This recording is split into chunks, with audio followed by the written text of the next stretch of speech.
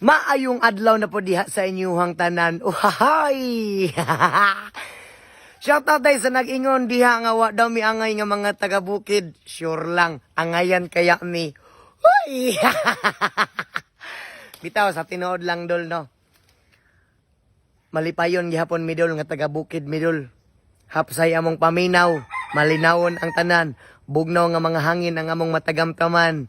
Bisag diri mi nga taga-bukid dol, malipayon mi bisag diri mi nagdako.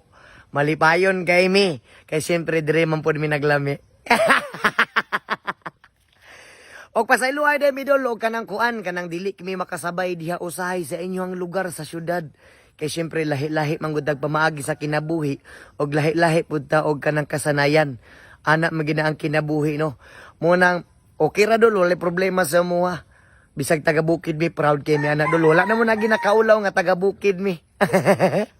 Malipayon man gyapon mi, di ba? Mo ni among lugar di sa bukid, oh. Hapsay kayo, tingog lang sa baboy, tingog sa manok, og tingog sa mga mananap among madunggan og sa mga langgam, og siyempre tingog pud nako. Bitaw dol. Daghang salamat sa mga dol og amping kanunay. God bless sa imuhak gyapon.